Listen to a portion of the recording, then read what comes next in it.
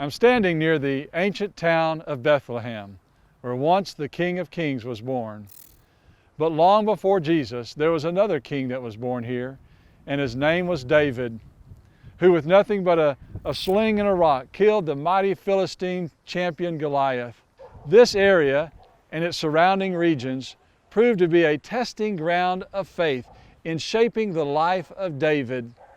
So come along with me as we learn more about the great life of David and our own personal walk of faith.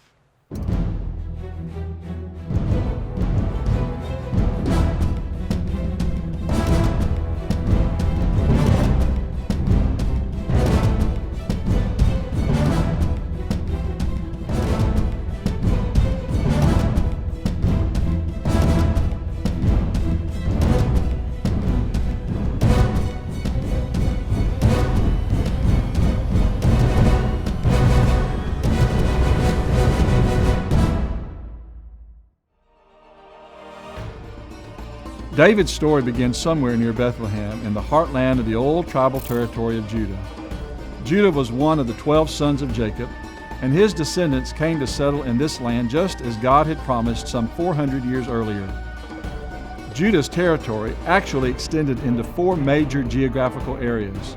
Those areas are the Shephelah, or the foothills on the west, the hill country in the center, the desert just west of the Dead Sea, and portions of the Negev, where the tribe of Simeon dwelt.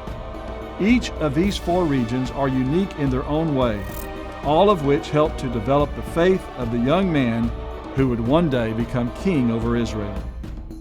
Here, in the hill country, somewhere near Bethlehem, David grew up learning the ancient craft of shepherding as he watched over the flocks belonging to his family. Shepherding was hard work, and it could also be frightening and lonely out away from the safety and security of a village or town. Shepherding was a solitary life. Shepherds spent a great deal of time watering their flocks and feeding them, and they had to watch for sheep that might wander away. But they also had to defend their flocks against thieves or wild animals. Shepherds had to put themselves in harm's way for the safety of their sheep. It's these kinds of experiences that prepared David to be a man of action. I could only imagine what David must have been thinking, especially at night as he watched over his sheep. Were there predators lurking in the night shadows? Were enemies of Israel passing through his father's fields? Was it in a place like this that David learned to trust in God and be inspired to write the most recited psalm in all of history? The Lord is my shepherd, I shall not want. He makes me to lie down in green pastures. He leads me beside the still waters. He restores my soul. And though I walk through the valley of the shadow of death, I will fear no evil, for you are with me. Your rod and your staff, they comfort me. As a shepherd, David would not only have had the time to sing and develop lyrics for songs, but he would have also learned how to use the tools of his profession. Shepherds were equipped with several items. They had a staff they could use to guide the sheep. They had a rod or club that could be used as a weapon. They also carried a sling, which was an extremely accurate and deadly ranged weapon. David mentions that he fought a lion and a bear. He says that he took them by the beard. We might say in English that he grabbed them by the throat, and he is victorious over them. David is used to trusting God and winning battles against opponents who are bigger and stronger. Both of them will serve him well when he battles the Philistines. David's earliest encounter with the Philistines happened in the Elah Valley just west of the Judean hill country. This valley is a part of the Judean Shephelah, which is a Hebrew term meaning lowly or humble, and it was used to refer to the low rolling foothills of the larger mountains to the east. The Judean Shephelah is comprised of 5 major valleys that run from east to west between the hill country on the east and the Philistine coast on the west. This region was the site for several well-known events in Israelite history involving heroes like Samson, Joshua, and Micah. The Shephelah was important for several reasons. One, it acted as a buffer between Judah and the Philistines. Second, the broad U-shaped valleys were excellent for growing wheat and other crops. And third, These valleys served as the main route of travel to and from the hill country, giving the inhabitants of Judah access to the trade that ran up and down the coastal branch of the international north-south route.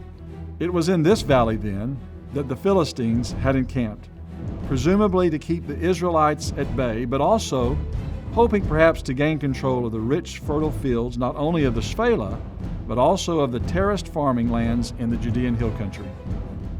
The Elah Valley was a primary route from the coastal plains eastward into the heart of Judah and the area of Bethlehem, David's home. The Philistines, if they had broken through those Israelite defenses, they would have been able to move about through Judah's hill country and have been only a short distance from Jerusalem. The Bible reveals to us that Goliath had positioned himself in the middle of the Elah Valley and was challenging God's people to send him a worthy challenger and bring this stalemate to an end. No one was ready to defend the armies of God against this mighty warrior until the young shepherd and armor-bearer of Bethlehem arrived and entered the valley with nothing but a shepherd's staff and a bag and a sling. The actual confrontation could have taken place just about anywhere on this terrain, and this brook, though no one today knows for sure, could have been the actual spot where David selected his 5 smooth stones to carry into battle. From here, David would have been just a few steps away from his epic battle against Goliath. As David emerged from the creek bed, I can just imagine how all eyes must have been on him as he entered this coliseum of hills in a sort of gladiatorial style of setting. Over my shoulder to the left, the Israelites were encamped. Oh, how their hearts must have been pounding as they saw David coming out on this field. To David's right, Soko, where the Philistines were encamped all the way down the valley to Azekah. And then right in front of David, the mighty giant with a helmet of brass and a coat of mail, and in his hand a spear, a large spear, and hearing Goliath say to David, "Boy, I will feed your flesh to the birds and to the beasts of the field." Oh, how great faith David must have had as he faced that colossal of terror. David was up to the test, however, and confidently declared that just as God had delivered him from the paw of the bear and the mouth of the lion, that God would deliver him out of the hand of this uncircumcised Philistine. Indeed, with but one throw of his sling, David struck the champion warrior in the forehead, causing him to crash to the ground on his face in what must have seemed like a tree of Lebanon falling in the forest. David then took Goliath's sword and completed the task, once and for all, ridding Israel of this terrifying menace. So as David squared off against Goliath, he was confident in God. Faith is being confident based upon the proofs and testimonies that give us assurance. Well, David had seen God vanquish Israel's enemies. He knew that it would happen when facing this giant as well. With one single blow to the head of Goliath, the Philistines who had entered this fertile field retreated in fear, and the armies of Israel ensued as they sent the Philistines on the run. As they fled, the Bible says they passed by the Israelite fortress of Sha'arim, and chasing them in battle as far as Gath and Ekron.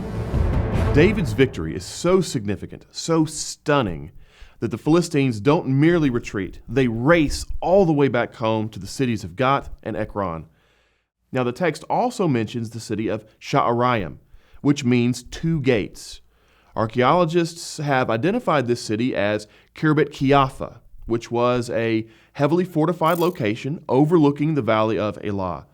Kirbet Kiapha also had 2 gates, which have been excavated. As the story of David progresses, he finds himself facing yet another challenge in his life. This time, he is on the run, not out of fear or because of defeat, but out of necessity.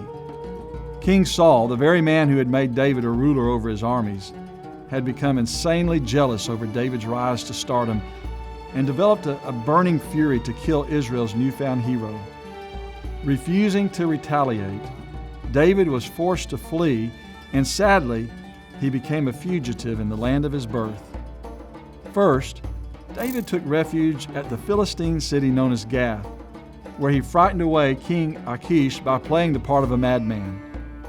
The remains of this Philistine city are still in existence today and are but another example of the Bible's accuracy in regard to pinpointing cities and locations for various events and places mentioned in the Bible. Just imagine David coming to this place and acting as though he was mentally imbalanced and unstable, scratching out some type of marks on the city gates. Imagine also how degraded he must have felt to be reduced to such humiliation after having been a well-respected military commander. After leaving Gath, David began living in a cave in the Shephelah near Adullam. Adullam is just south of where David slew Goliath in the valley of Elah, and in this area there are several good hiding places for a traveler to take refuge. Was it a cave like this to which David fled? Could it be that David was thinking of this place when he penned Psalm 142?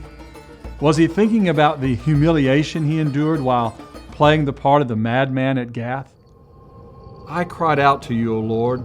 I said, you are my refuge, my portion in the land of the living. Attend to my cry, for I am brought very low. Deliver me from my persecutors, for they are stronger than I.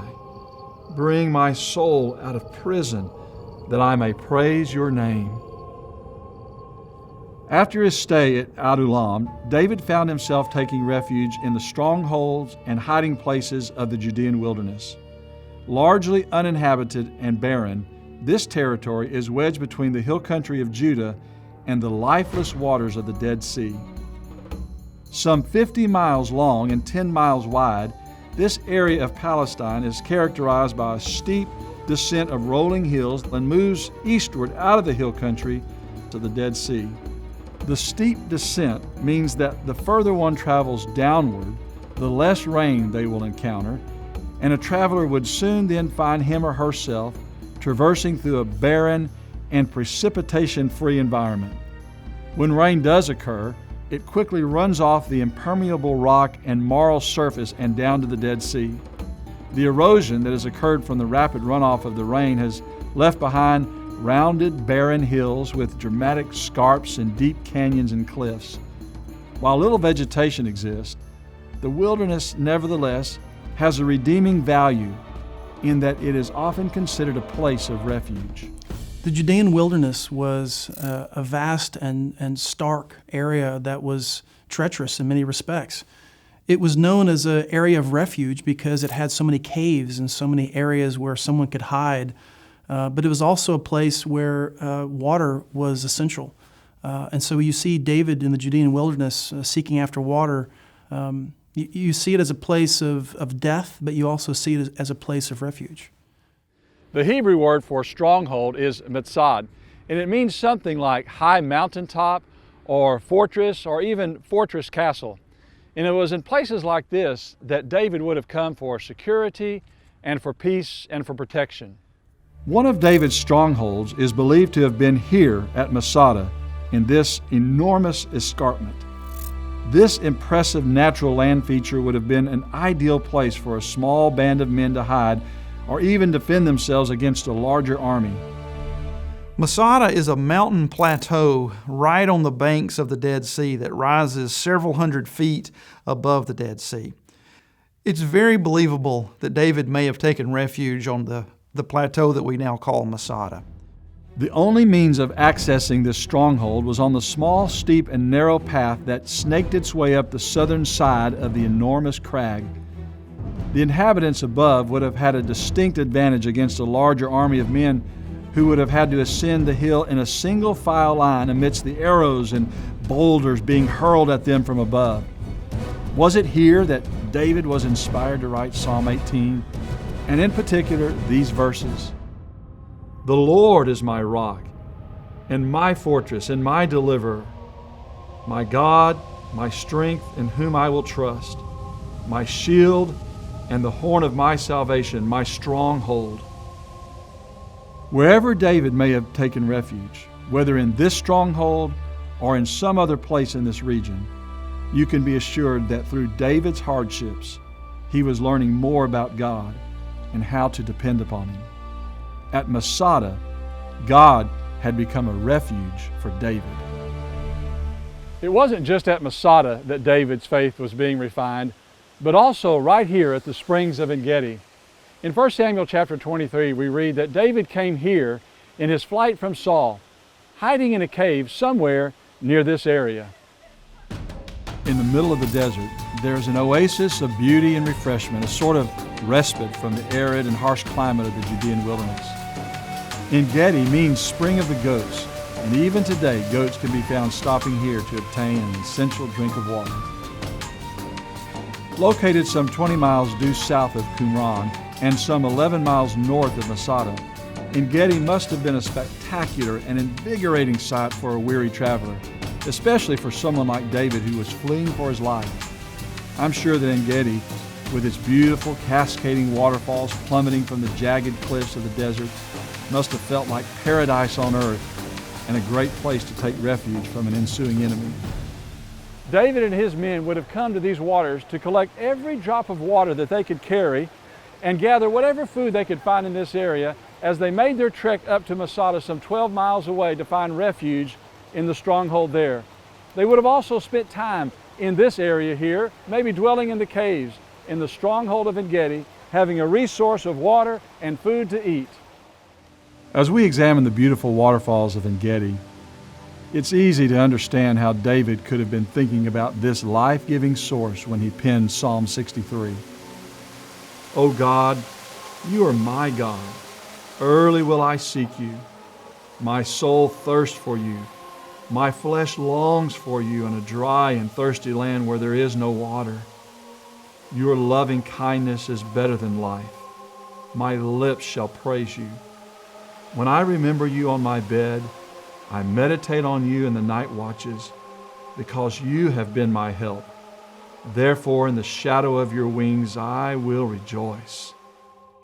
In several Psalms, we see David's references, his imagery drawn from the wilderness of Judah concerning key moments of his own life. For example, in Psalm 18, David says God is a rock, a fortress, a deliverer.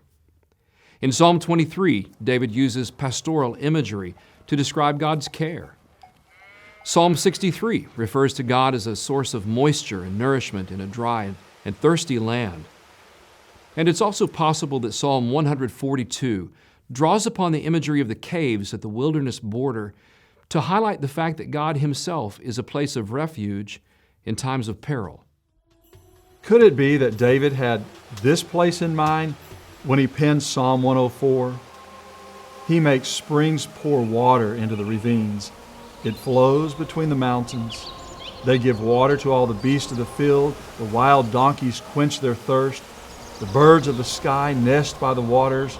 They sing among the branches. He waters the mountains from his upper chambers. The land is satisfied by the fruit of his work. The high mountains belong to the wild goats. The crags are a refuge for the hyrax.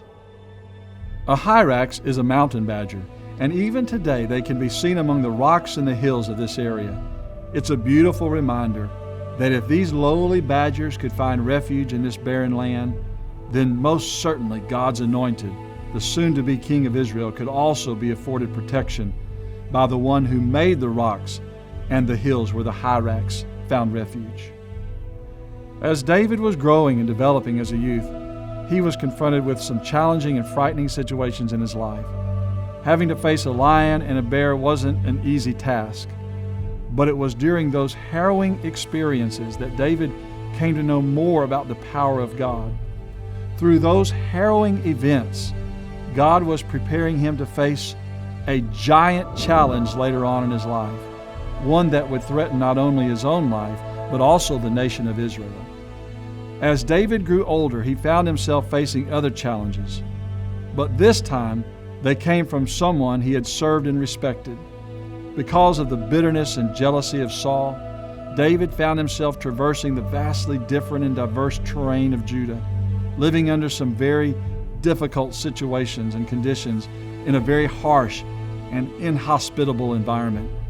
However, because of that experience, David learned dependency upon God, and in the process, his faith was being refined and his life was being molded to one day become a great king over Israel. Today we can likewise, through both personal triumph and hardship, have our own faith refined. Defeating our fears can embolden us for even greater battles, but also in the midst of some debilitating disease, some trial, some relationship problem, or in the midst of some great calamity, we likewise can find strength and learn to depend upon God. It's when we are put flat on our back that we then begin to look upward to the heavens. Yeah, I mean, suffering is a part of the human condition. And, suffering is something that everyone experiences, no matter how great, strong, wealthy, no matter where you come from. And if we have faith, like David had faith, suffering can refine us. It can define us and make us stronger. Scripture tells us that we're tried by fire, and that's in essence what suffering is about, is by making us stronger, sharper. And I think when you think of David and the suffering that he went through, I think of how he allowed suffering to really draw him closer to God. And we should too. Suffering can draw us closer to God if we have faith in Him and realize that that's part of what draws us to Him and makes us more dependent upon Him as a follower of God. Sometimes the circumstances that work for us occur while walking through the wilderness of pain. It can bring us to a place of emotional or spiritual poverty and can thereby teach us to rely upon God to provide for us something that we could not provide on our own. Sometimes, by traversing the mountains of despair, we develop strength. And sometimes in the mountains of isolation, we find time and quietness to reflect upon the security of God. This is what happened to David in the land of Judah. It was for him a training and proving ground of faith. In the darkness of a cave and in the wilderness of despair, David not only grew stronger, but also introduced the world to the greatest poetry ever composed. His time of pain brought us some powerful and vivid imagery for helping us in our own times of wandering through a wilderness of despair. Imagery that can still be seen today through the vistas and the environs of Judah. Imagery that he used in describing the nature and greatness of God. Imagery that can help someone like you and me to better understand the glory and the greatness of God. Judah was David's testing ground of faith. What testing ground of faith are you now wandering in? What hardship or temptation are you facing?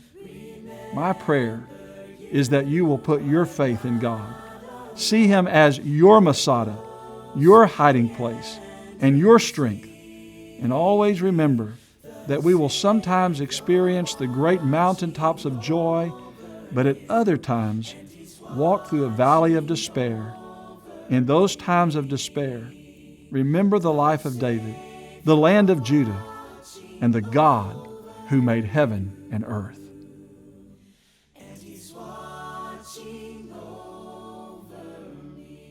You are the canyon and I am a crevice. You are the heavens and I am a star. You are the thunder and Walking through the ancient tribal territory of Judah was really, for me, walking through the ancient past. I know that Israel today is a very modern country. They're a leader in nanotechnology. They're very advanced. They're a modern state. But while a lot has changed there over the last several thousand years, there's a lot there that still remains unchanged. For example, the basic geologic formations, the climate, the topography are all relatively unchanged, just as they were in Bible times, they exist today. And many of those ancient water sources that were there still remain. Many of the same kinds of fruits and vegetables are still grown there today, just as they were in Bible times. And even some of the same structures and the agricultural remains are still in existence. So being there is sort of like looking through a window into the ancient past. When you visit the valleys that run from east to west between the ancient Philistine coastline and the mountains of the Judean hill country, it's really easy to picture in your mind's eye some of the great Bible stories associated with people like Samson like David, Joshua, Jonathan, or King Sennacherib. And as you work your way then from there over to Bethlehem and down to Hebron, you can almost see what it would have been like for Abraham and Sarah to sojourn here, or for Jesse and his wife to raise their family there. And then, as you make your way into the Judean wilderness, you get a real sense of what it must have been like for David in his flight from King Saul. And then when I think of getting to walk in the fields where David once walked, or where he watched over his sheep, or to look out over the valley where he faced off against Goliath, or even to appear and look into the caves where he may have hidden from Saul, or to feel the coolness of the refreshing waters from the area where he himself had stopped, I consider myself to be so blessed and so enriched. I'll never look at the Bible and the life of King David in the same way again. It's changed me. And I believe that everyone who watches this documentary will be changed as well. Because in the end, our message isn't about just presenting the facts. It's also about encouraging others when they face their own personal Goliaths out on the battlefield of life.